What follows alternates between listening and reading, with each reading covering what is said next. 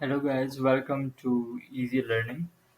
आज का हमारा टॉपिक बहुत इम्पोर्टेंट है और वो है easy concepts of object oriented programming. बहुत सारे स्टूडेंट्स को डिफ़िकल्टी होती है, उनको ऑब्जेक्ट ओरिएंटेड की समझ नहीं लग रही होती।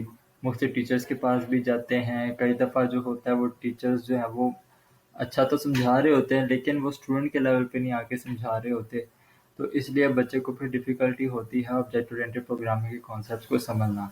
तो आज जो है वो आपको इंतहाई ईज़ी तरीके से ऑब्जेक्ट ओरिएंटेड की बेसिक्स मैं आपको सिखाने जा रहा हूँ। इसका इंट्रोडक्टरी लेक्चर है, पहला लेक्चर है।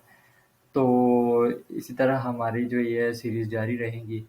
इससे पहले कि हम अपने कंटेंट को हम जो है वो तरीके से जो है वो डिस्क्राइब करें, सबसे पहले तो मैं आपको ये कहूँगा कि हमारा यूट्यूब चैनल जो इजी लर्निंग के नाम से, उसको प्लीज़ सब्सक्राइब करें और बेल आइकॉन पे आप ज़रूर क्लिक करें ताकि आपको लेटेस्ट अपडेट्स आपको मिलती रहें।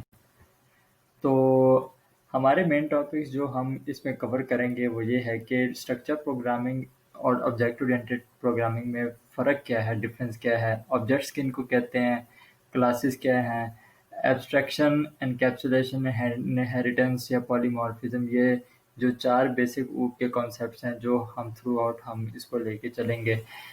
तो इनका मतलब क्या है, फिर कॉम्पोजिशन के बारे में पढ़ेंगे, एग्रीगेशन के बारे में भी पढ़ेंगे और एसोसिएशन के बारे में भी पढ़ेंगे। तो चलिए फ्रेंड्स, हम अपने पहले टॉपिक की जाने पढ़ते हैं। और पहला टॉपिक ये है कि ऑब्जेक्ट ओरिएंटेड प्रोग्रामिंग को ज़्यादा अहमियत क्यों दी जाती है as compare to structure programming. ऐसी क्या बात है कि हम ऑब्जेक्ट ओरिएंटेड प्रोग्रामिंग जो है वो मेजर कम्प्लेक्सिटीज़ को सॉल्व करने के कैपेबल है, जबकि स्ट्रक्चर प्रोग्रामिंग में लेस सिक्योरिटी की वजह से जो है वो, उसमें लेस फ्लेक्सिबिलिटी की वजह से जो है वो स्ट्रक्चर प्रोग्रामिंग कम्प्लेक्स प्रॉब्लम्स को हैंडल नहीं कर पाती। उसकी एक और वजह भी ये है कि ये सेल्फ कंटेन्ड फंक्शंस पर डिपेंडेंट है जो स्ट्रक्चर प्रोग्रामिंग है, जबकि ऑब्जेक्ट ओरिएंटेड प्रोग्रामिंग जो है वो प्रोग्राम्स तो हैं लेकिन आप उनको ऑब्जेक्ट्स में डिवाइड कर देते हैं। दूसरी चीज़ ये है कि ऑब्जेक्ट ओरिएंटेड प्रोग्रामिंग टोटली ही डाटा डिज़ाइन पर डिपेंडेंट है, जबकि जो स्ट्रक्चर प्रोग्रामिंग है उसका फोकस सिर्फ प्रोसेसेस पे होता है। ऑब्जेक्ट ओरिएंटेड प्रोग्रामिंग चार बेसिक कॉन्सेप्ट्स पर डिपेंडेंट है, जिसमें इनहेरिटेंस है, कैप्सुलेशन है, पॉलीमॉर्फिज्म है एंड एब्स्ट्रैक्शन है। अब इन चारों में डिफरेंस क्या है ये मैं फिर आपको किसी लेक्चर में समझाऊंगा। अभी जो है वो हम अपने नेक्स्ट टॉपिक की जाने बढ़ते हैं, वो है ऑब्जेक्ट। ऑब्जेक्ट बेसिकली हम किसी एंटिटी को कहते हैं जिसकी कोई ना कोई फंक्शनैलिटी हो। फंक्शनैलिटी का मतलब उसका कोई ना कोई बिहेवियर हो। फॉर एग्जांपल, कार एक ऑब्जेक्ट है। कार के मेन बिहेवियर्स क्या होंगे? कार या तो एक्सेलरेट होगी या तो स्टॉप होगी। इन्हीं बिहेवियर्स को हम दूसरे लैंग्वेज में उनको फंक्शंस भी कहते हैं।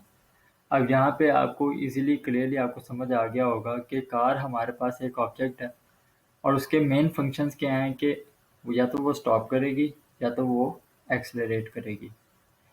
इसी तरह अगर मैं ह्यूमन की एग्जांपल लूँ, ह्यूमन भी एक ऑब्जेक्ट है और ह्यूमन के फंक्शंस क्या हैं? ह्यूमन जो है वो स्पीकिंग का काम करेगा, ह्यूमन वॉकिंग का काम करेगा। इसी तरह जो है वो ह्यूमन जो है वो रनिंग का काम भी करेगा, एटसेट्रा। ऑब्जेक्ट की बेसिकली दो ही प्रॉपर्टीज होती हैं। ऑब्जेक्ट का या तो डाटा कोई होगा या तो उसका कोई फंक्शन होगा। इसी तरह हमारे पास ऑब्जेक्ट की कोई स्टेट भी होती है। State basically set of values of attributes कहते हैं। मिसाल के तौर पर हमारे पास एक कार है जिसका नाम होंडा है। उसका मॉडल सिटी है। चाहे आप सिविक ले लें, चाहे कोई भी आप मॉडल ले लें होंडा का, और भी बहुत सारे मॉडल्स हैं। उसका कलर क्या है? सिल्वर है। उसकी प्राइस 12 लाख है। पावर उसकी 1600 सीसी है। अब ये चार चीज़ें मैंने आपको उसकी एट्रीब्यूट्स बताई हैं कि उसका कलर सिल्वर है, उसकी प्राइस 12 लाख है, उसकी पावर 1600 सीसी, ये उसके मेन फीचर्स हैं। अब मैं अगर उसी की अगर मैं बिहेवियर की बात करूं, बिहेवियर बेसिकली हमारा फंक्शन ही है। मिसाल के तौर पर मैं उसी गाड़ी की एग्जांपल ले लेता हूँ, होंडा होंडा गाड़ी की। अब उसका फंक्शन क्या होगा? या तो वो जो है वो जब हम उसका स्विच इग्नाइट करेंगे तो वो स्टार्ट होगी। अब स्टार्ट करने के बाद जब आप उसको एक्सेलरेट करेंगे, अब एक्सेलरेट वाला एक फंक्शन कॉल हुआ जिसकी मदद से आप गाड़ी को आगे मूव कर रहे हैं। अब आपके सामने अचानक कोई चीज़ आ गई, अब आपको ब्रेक्स अप्लाई करने पड़ जाए तो वहाँ पे आप ब्रेक्स अप्लाई करके कार को स्टॉप करेंगे। ये उसका तीसरा फंक्शन हो गया।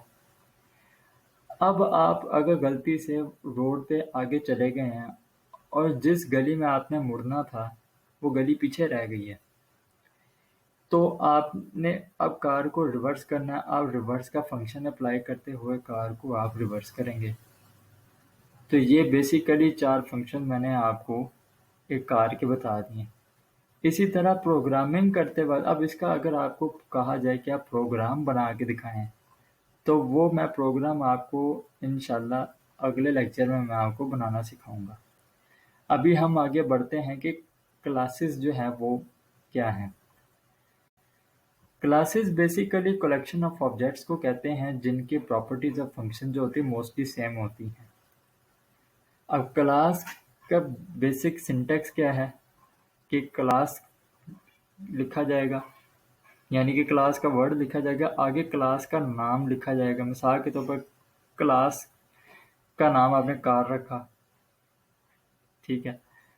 जैसा मैंने कहा कि मैंने अगर कार के बिहेवियर को डिफाइन करना है तो मुझे क्या करना पड़ेगा, मुझे कार ही के नाम से मुझे क्लास बनानी पड़ेगी। उसके अंदर मुझे उसका कुछ डाटा रखवाना पड़ेगा, यानी उसके एट्रीब्यूट्स रखवाने पड़ेंगे।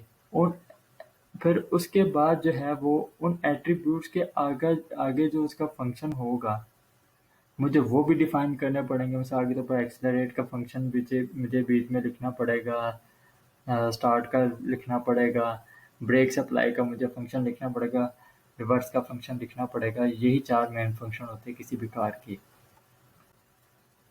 तो हम नेक्स्ट लेक्चर में हम क्या-क्या पढ़ेंगे, हम इसका प्रोग्राम बनाना भी हम सीखेंगे।